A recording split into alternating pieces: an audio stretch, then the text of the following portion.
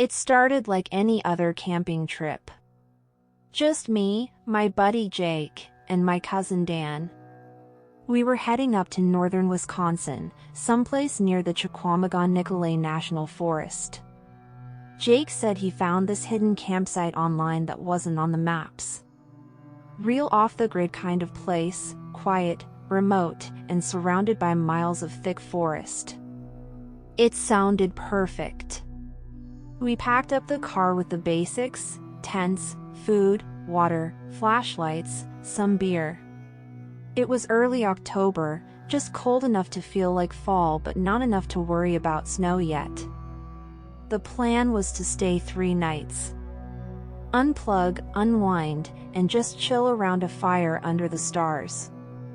The first few hours of the drive were fine, music playing, windows cracked open, and everyone in good spirits. But once we turned off the main highway onto the gravel roads, things started to feel off.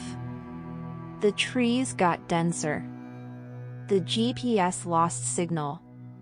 And the road signs disappeared.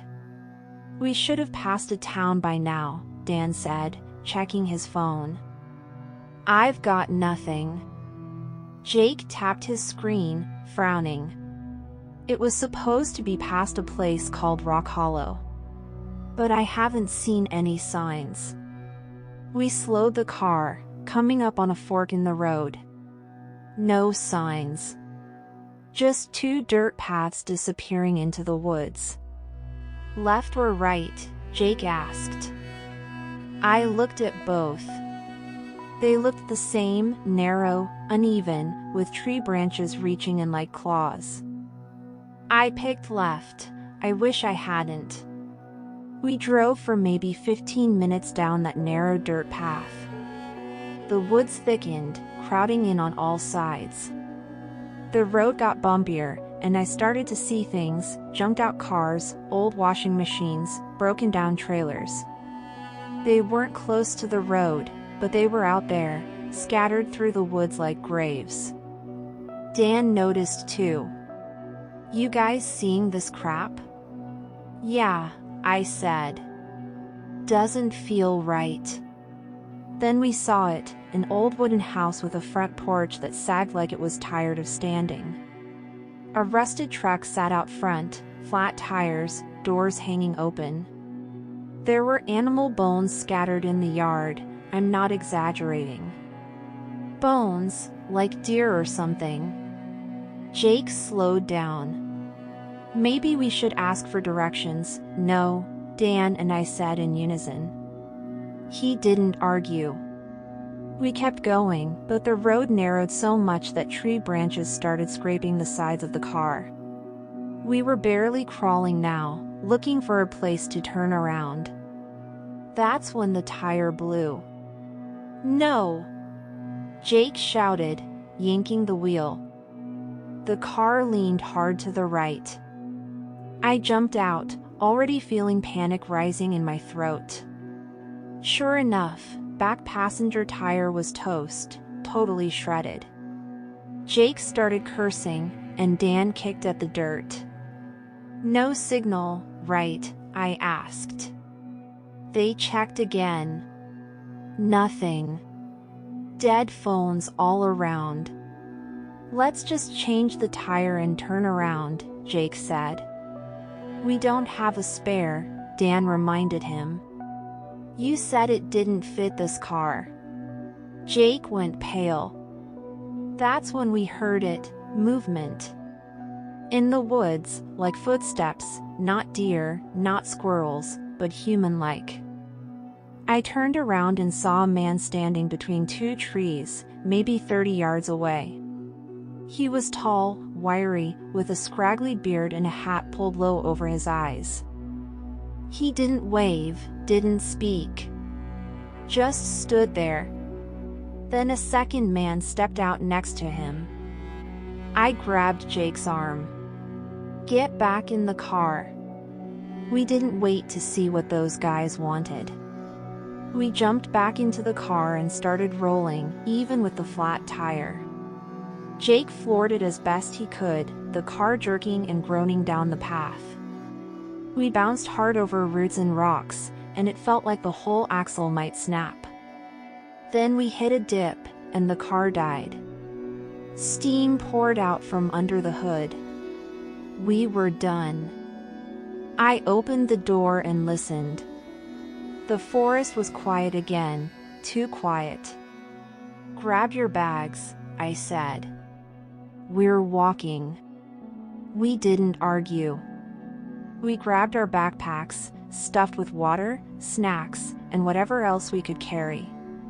Left the tents and coolers behind. Then we headed back the way we came, on foot, hoping we could find a way out. But the forest had other plans.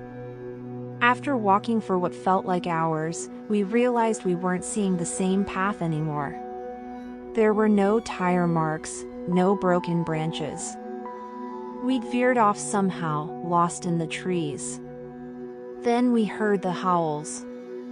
Not wolves, not coyotes, people. People howling in the woods. We ran.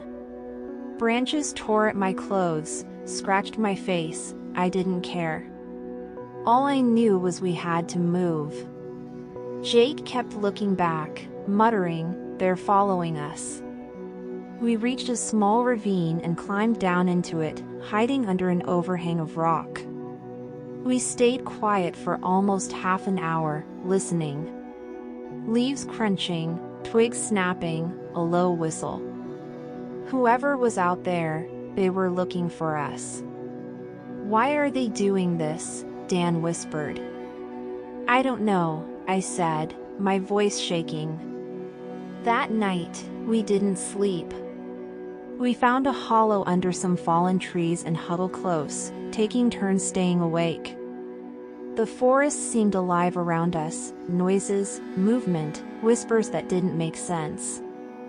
The worst part is they never got far behind. Sometimes we'd hear them laughing in the distance, like this was all a game to them. The next day, we tried again, just keep moving. That was the only plan. We found a creek and followed it, hoping it might lead us to a road or cabin. But all it led us to was more bad signs.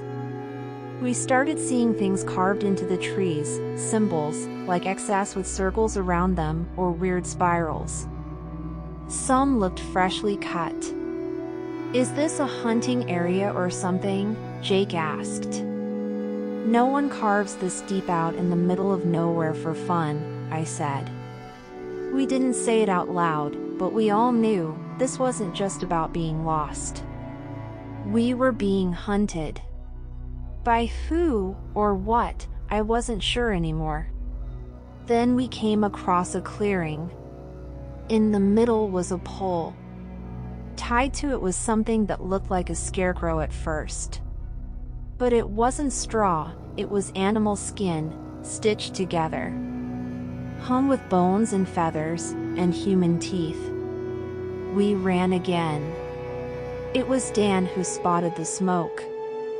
"Up there," he pointed, breathless. Through the trees, we saw a thin line of gray smoke rising in the distance. We pushed toward it like our lives depended on it, because they probably did. What we found was an old hunting cabin. Half rotted, but standing. The door was unlocked.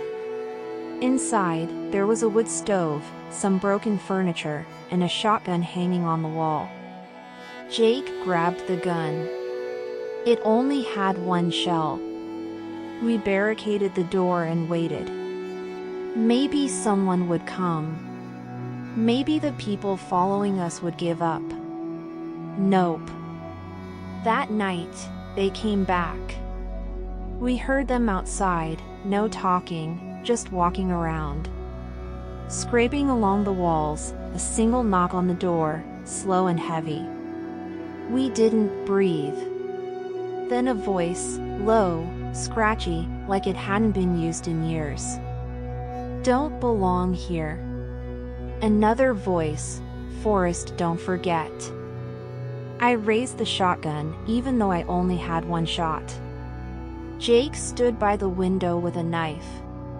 Dan was hiding in the corner. Then silence. At first light, we booked it. Left the cabin behind. We didn't know where we were going, we just had to get away. The forest started to look different. Less wild, more traveled.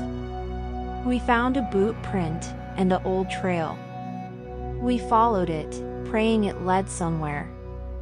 Then we heard the engine. An ATV roared through the trees, heading our way fast. "We gotta hide," I shouted. We dove into the brush. A man sped by on the ATV, wearing camo and holding a rifle. "He didn't see us. Was that a game warden?" Jake whispered.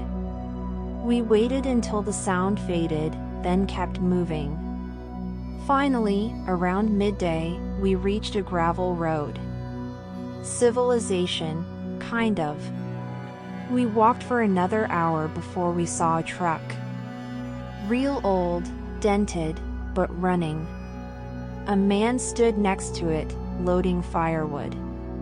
He looked up and saw us, 3 filthy, bleeding, terrified strangers coming out of the woods. "You folks all right?" he asked. We didn't even answer. We just collapsed. The man's name was Harold.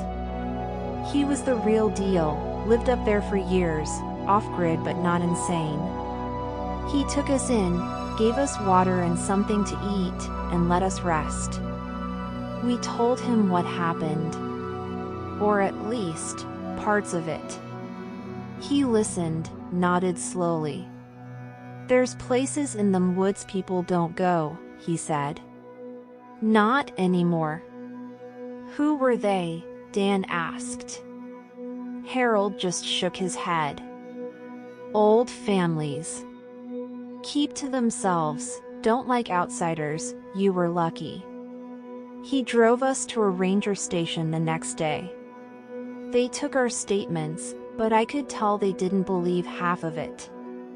The story we gave was clean, got lost, ran into some sketchy folks, found a way out. No one wanted to talk about the scarecrow, the symbols, the voices. They said they'd send someone to recover the car. As far as I know, no one ever did. It's been a few months since we got back. We don't talk about it much. Dan and Jake don't go near the woods anymore. As for me, I can't sleep through the night. Sometimes I wake up and swear I hear those whistles in the dark. Sometimes I dream I'm still out there, running between the trees.